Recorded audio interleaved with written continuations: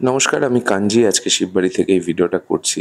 আপনারা হয়তো ইতিমধ্যে জেনে গেছেন তুষার বোস বা আমাদের প্রিয় খ্যাপা বা কালী আজকে আমাদের মধ্যে আর নেই। তার এই স্মৃতিসৌধ বানানোর কাজ চলছে। মে মাসের 13 তারিখ 2024 সালে কালী গত হয়েছেন, সোমবার ছিল। বৈশাখ মাসের শেষ সোমবার, সেই অর্থে দেখলে আমাদের ছেড়ে চলে গেছেন। তো 13 দিনের মাথায় 25 তারিখ কিন্তু আমরা একটা কালীর উদ্দেশ্যে একটা স্মরণ সভার আয়োজন করেছি। আমরা এই জায়গাটা একটা স্মৃতিসৌধ বানানোর পরিকল্পনা করেছি। কাজ কিছুটা এগোচ্ছে টুকটুক করে। আমি কিছু ভিডিও ক্লিপিংস নিয়েছিলাম, সেগুলো আপনাদের দেখানোর চেষ্টা করছি।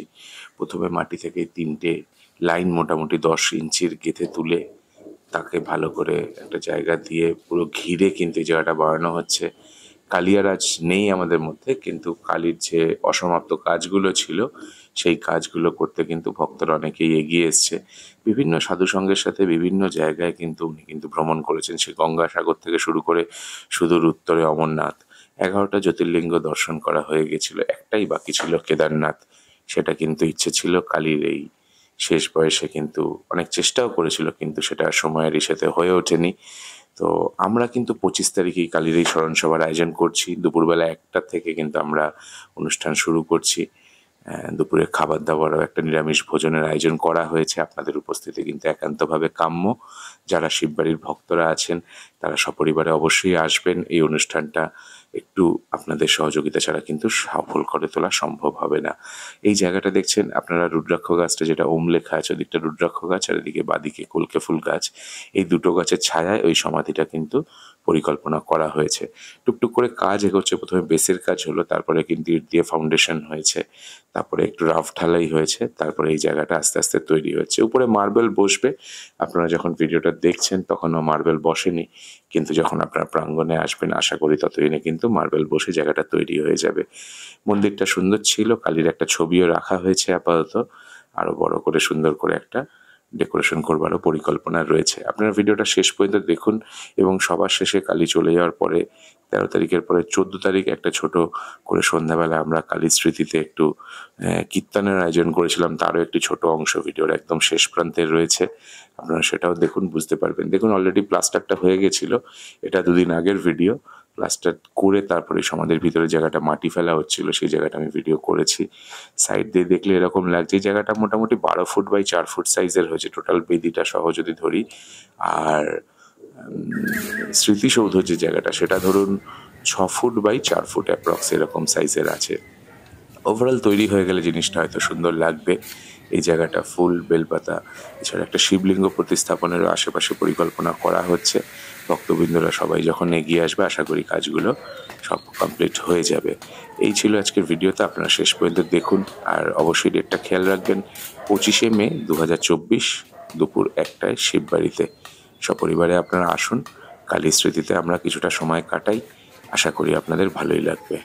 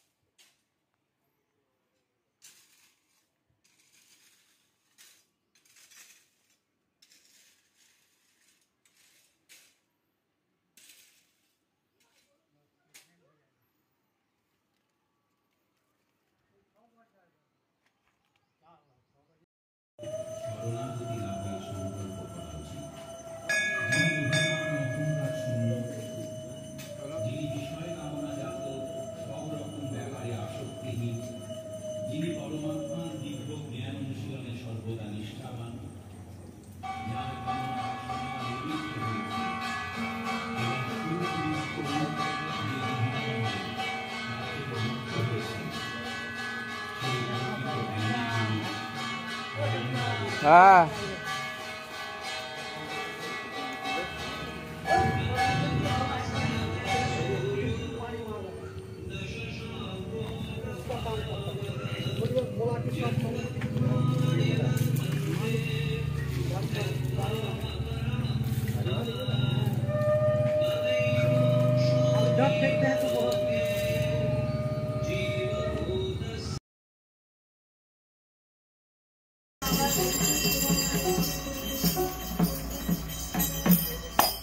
Hare Krishna, Hare Krishna, Krishna Krishna, Hare Hare. সবাই করুন আপনারা। Hare Rama, Hare Rama, Rama Rama, Hare Hare. সবাই Hare Krishna, Hare Krishna.